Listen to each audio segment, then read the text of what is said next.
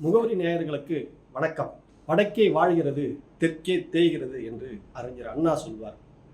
நாடாளுமன்றத்தில் மத்திய அரசு ஒதுக்கக்கூடிய நிதிகள் அனைத்தும் வட மாநிலங்களுக்கு மட்டுமே ஒதுக்கப்படும், தென் மாநிலங்களுக்கு அது மாற்றாந்தாய் மனப்பான்மையோடு நடத்தப்படுகிறது என்று அறிஞர் அண்ணாவின் குற்றச்சாட்டு. இப்போது வரை அந்த குற்றச்சாட்டு தொடர்ந்து கொண்டுதான் இருக்கிறது. நாடாளுமன்றம் மத்திய அரசு ஒதுக்கப்படுகின்ற நிதிகளில் பெரும்பாலும் உத்தரப்பிரதேசம், ராஜஸ்தான், மத்திய பிரதேசம், பீகார் போன்ற மாநிலங்களுக்கு, அதுவும் குறிப்பாக பாரதிய ஜனதா கட்சி ஆட்சி நடத்தக்கூடிய அந்த மாநிலங்களுக்கு மட்டுமே நிதி ஒதுக்கப்பட்டு வருகிறது. இங்கே நமக்கு ஒதுக்கப்படுகின்ற நிதி, நாம் ₹1 ஜிஎஸ்டி வரி கட்டினால் நமக்கு வெறும் 29 பைசா மட்டுமே நிதி ஒதுக்கப்படுகிறது. மீதி இருக்கிற அனைத்து ரூபாயும் உத்தரப்பிரதேசத்துக்கும், ராஜஸ்தானுக்கும், மத்திய பிரதேசத்துக்கும் நம்மளுடைய நிதிகளை கொண்டு அங்கு கொட்டி அந்த மக்களுக்கான வசதி வாய்ப்புகளை செய்திருக்கிறார்கள் என்று சொல்கிறார்கள். இப்போ உதயாநிதி கூட ஒவ்வொரு பிரச்சாரத்தின் போதும் பிரதமருக்கு 29 பைசா அப்படி என்ற ஒரு புது பெயரை சூட்டி அழகு பார்த்திருக்கிறார். அந்த அளவுக்கு நாம் ₹1 வரி கட்டினால் 29 பைசா மட்டுமே நமக்கு கொடுக்கிறார்கள், மீதி தொகையை வட மாநிலங்களுக்கு கொடுக்கிறார்கள் என்ற குற்றச்சாட்டு பொதுவாக இருந்து வருகிறது. இப்போ வட மாநிலங்களுக்கு அவர்கள் கொடுக்கிறார்கள் என்றால், வட மாநிலங்கள் குறிப்பாக இந்தி பேசக்கூடிய மாநிலங்கள், குறிப்பாக பாரதிய ஜனதாவுக்கு செல்வாக்குள்ள மாநிலங்கள், பொதுவாக ஆன்மீக வழிபாட்டு தலங்களில் ஊறி போய் இருக்கக்கூடிய அந்த மாநிலங்கள், பக்தி மார்க்கமாக இருக்கக்கூடிய அந்த மாநிலங்கள் நிலை எப்படி இருக்கிறது என்று பிபிசி செய்தி நிறுவனம் ஒரு அழகாக ஒரு ஆய்வு கட்டுரையும் ஒரு ஆவணப்படத்தையும் வெளியிட்டிருக்கிறது. जब चुनाव आ तो तू भाई मारो आजा, बिल्कुल हाल की पाल के घर में बैठ जाओ, और जब चुनाव गयो दूर रो वहाँ बैठो. அது முழுக்க இன்னும் அதாவது குறிப்பாக எஸ்டி மக்கள், அதாவது ஒடுக்கப்பட்ட மக்கள், தாழ்த்தப்பட்ட மக்கள், இவங்க இரு மக்களையும் இன்னும் ஊருக்குள்ளே அலோவ் பண்ணாமல், ஊருக்குள்ளே அனுமதிக்காமல் மிகவும் கொடுமைப்படுத்தி வருவதாக தான் அந்த படங்கள் பிபிசி நிறுவனம் வெளியிட்டிருக்கிறது. அதையெல்லாம் பார்க்கும்போது அந்த மக்களுக்கு போதிய கல்வி கொடுக்கப்படவில்லை, அந்த மக்களுக்கு போதிய சுகாதாரம் கொடுக்கப்படவில்லை, அந்த மக்களுக்கு வசதிக்கான வாய்ப்புகளை உருவாக்கி கொடுக்கவில்லை, சாலை வசதி கொடுக்கவில்லை என்று மிக ஒடுக்கப்பட்டு மிக அதாவது எவ்வளவு மிகை வேண்டுமானால் நீங்கள் போட்டுக்கொள்ளலாம், அவ்வளவு மோசமான நிலையில் அந்த மக்களை இன்னமும் மத்திய அரசும் மாநில அரசும் வைத்திருக்கிறது என்று அந்த படங்கள் மூலமாக நமக்கு பார்க்க முடிகிறது. யாராவது உங்களுக்கு வாய்ப்பு கிடைத்தால் அந்த பிபிசி ஆவணப்படங்களை நீங்கள் தட்டி பார்க்கலாம். அவ்வளவு மோசமாக அந்த படங்கள் எடுத்து காட்டியிருக்கிறது.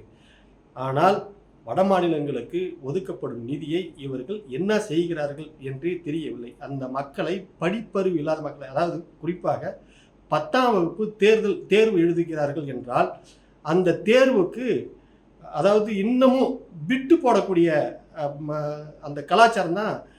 செவரில் ஏறி, கட்டடத்தில் ஏறி, அங்கே உறவினர்கள் எல்லாம் கூடி அந்த மாணவர்களுக்கான புத்தகங்களை கொடுப்பதும் விட்டு போடுவதும் அது ஒரு பெரிய கலாச்சாரமாக மாறிப்போய் பீகாரில், வட மாநிலங்களில் அத்தனையுமே மாறி போயிருக்கிறது. 10ஆம் வகுப்பு தேர்வதற்கு அங்கே படிப்பறிவு வசதி வாய்ப்புகள் இல்லை என்ற நிலைமையில் இருக்கிறது. அங்கு அதையும் கடந்து கல்லூரி படிப்புக்கு போவது என்பது மிக கடினம். அந்த நிலையில் தான் வட மாநிலங்கள் இருக்கிறது. தென் மாநிலங்கள் எப்படி இருக்கிறது அப்படின்னு நிலப்பரப்பு, அதாவது திராவிட நிலப்பரப்பு அப்படின்னு சொல்லக்கூடிய தென் மாநிலங்கள் எப்படி இருக்கிறது என்றால், இப்போது கூட நம்ம பிள்ளைகள், அதாவது ஒரு குழந்தை கருவறையில் இருக்கும்போது, தாயின் கருவறையில் இருக்கும்போதிலிருந்து அரசாங்கம் கை கொடுத்து அழைக்கிறது.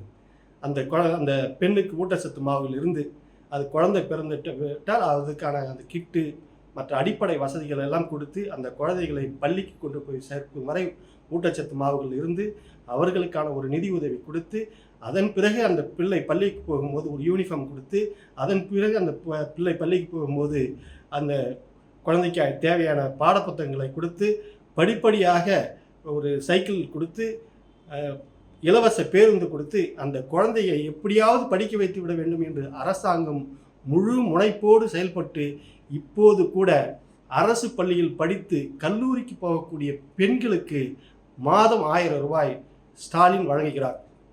அப்படி என்றால் இந்த வட மாநிலங்களிலிருந்து தென் மாநிலங்கள் நாம் எவ்வளவு வித்தியாசப்பட்டு வேறுபட்டு நாம் ஒரு வளர்ச்சியை நோக்கி போய் கொண்டிருக்கிறோம். கல்வி அறிவு வளர்ச்சி அடைந்து பகுதியாக நம் மாநிலம் மாறி போயிருக்கிறது.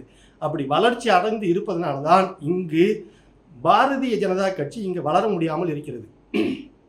ஏன் வளர முடியாமல் இருக்கிறது என்றால், நம் ஆட்கள் கோவிலுக்கு போவார்கள், பக்தி மார்க்கமாக இருப்பார்கள், மாலை போட்டுக்கொள்வார்கள், திருப்பதி வெங்கடாஜலபதிக்கு போவார்கள், ஐயப்பன் கோவிலுக்கு போவார்கள், அம்மன் கோவிலுக்கு போவார்கள், எல்லா கோவிலுக்கும் போவார்கள். அதே நேரங்களில் பெரியாரையும் நேசிப்பார்கள். இங்கு பெரியார் தான் எங்களுக்கு எல்லாமே, எங்களுக்கு விடுதலை வாங்கி கொடுத்தது பெரியார், எங்களுக்கு எல்லா வசதிகளையும் வாய்ப்புகளையும் ஏற்பாடு செய்து கொடுத்தது திராவிட இயக்கங்கள். அதனால தான் இங்கே திராவிட இயக்கங்கள் மட்டுமே இங்கே அதிக செல்வாக்கோடு இருப்பதற்கு காரணம்.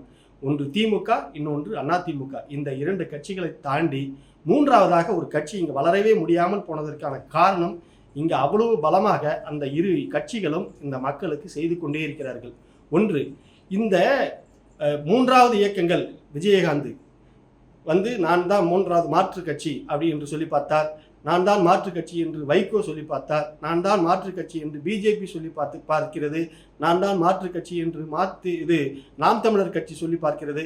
இப்படி அனைவருமே போட்டி போட்டுக்கொண்டு 3வதாக ஒரு களம் இறங்கி வந்தாலும் இங்கே அதிமுகவும் திமுகவும் மட்டுமே இங்கே மிகப்பெரிய செல்வாக்குள்ள ஆளுமையாக இருக்கிறார்கள்.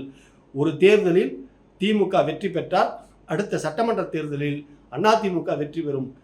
அதிமுக ஒரு தேர்தலில் வெற்றி பெற்றால் அடுத்த தேர்தலில் திமுக வெற்றி பெறும். இந்த 2 கட்சிகளும் இங்கே பலமாக இருப்பதற்கு அடிப்படை காரணமே என்ன என்றால், இந்த மாநிலத்தினுடைய கட்டமைப்பு அப்படி, இந்த மாநிலத்தினுடைய கல்வி வளர்ச்சி அப்படி, இந்த மாநிலத்தின் மருத்துவ வசதி கட்டமைப்பு இருக்கிறது, சாலை கட்டமைப்பு இருக்கிறது என்று அனைத்து விதமான கட்டமைப்புகளும் வாழ்வதற்கான, மனிதர்கள் வாழ்வதற்கான சூழல் இங்கே நல்ல நிலையில் இருப்பதனால் இங்கே 3வது கட்சி ஒன்று வளர முடியாமலே இருக்கிறது. வட மாநிலங்களில் இன்னும் கல்வி அறிவு இல்லை, பொது சுகாதாரம் இல்லை, சாலை வசதி இல்லை, குடிநீருக்காக பல கிலோமீட்டர் போக வேண்டியது இருக்கிறது. இது எல்லாம் பிபிசி ஆவணங்களில் சொல்லியிருக்கிறாங்க. பல கிலோமீட்டர் போக வேண்டியது, மின் வசதிகள் இல்லாமல் தவிக்கிறார்கள். அவ்வளவு கொடுமைகளை அனுபவித்திருக்கிறார்கள். அதனால் அந்த கொடுமை மக்கள் வெளியில் வர முடியாமல் அந்த மக்கள் பிஜேபியினுடைய ஆதரவாளர்களாக இருக்கிறார்கள். ஏன் என்றால், அவர்கள் ஆன்மீகம் என்ற போர்விலும், பக்தி என்ற போர்விலும், சாதி கட்டமைப்பு என்ற போர்விலும் அப்படியே அடக்கி ஒடுக்கி வைத்திருக்கிறார்கள். அதனால் அவர்கள் தேர்தல் நேரங்களில் மட்டும் அவர்களை எப்படி பயன்படுத்திக்கிறாங்கன்னா, இங்கே வா, நீ இந்த ஓட்டு போட்டு போ, தாமரைக்கு ஓட்டு போட்டு போ அப்படின்னு சொல்லிடுவாங்க. அவ்வளவுதான். அங்கே கட்டளை, அது உத்தரவு, அது மிரட்டல், அந்த நிலைமைக்கு தான் வச்சிருக்கிறாங்க. ஆனால் இங்கே அப்படி கிடையாது. இங்கே நீங்கள் சிந்திங்க, உங்களால் சிந்திக்க முடியும், உங்களுக்கு சிந்திப்பதற்கான ஆற்றல் இருக்கிறது, உங்களுக்கு சிந்திப்பதற்கான கல்வி இருக்கிறது, உங்களுக்கு சிந்திப்பதற்கான மனித அறிவு இருக்கிறது, நீங்கள் மனித பிறவிகள், உங்களுக்கு சிந்திப்பதற்கு அனைத்து விதமான தகுதியும் இருக்கிறது. நீங்கள் சிந்தித்து யாருக்கு வாக்களிக்க வேண்டுமோ அவர்களுக்கு வாக்களியுங்கள் என்று இங்கு ஒவ்வொரு இயக்கம் சொல்லிக் கொண்டிருக்கிறது. அதனால் இந்த மண்ணில் பாரதிய ஜனதா என்ற ஒரு கட்சி வேறொன்று முடியாமல் பொய்யையும் புரட்டையும் சொல்லி சொல்லி பரப்பிக் கொண்டிருக்கிறது. எனவே இந்த மண்ணில் பாரதிய ஜனதா ஒரு காலம் எடுபடாது. நன்றி, வணக்கம்.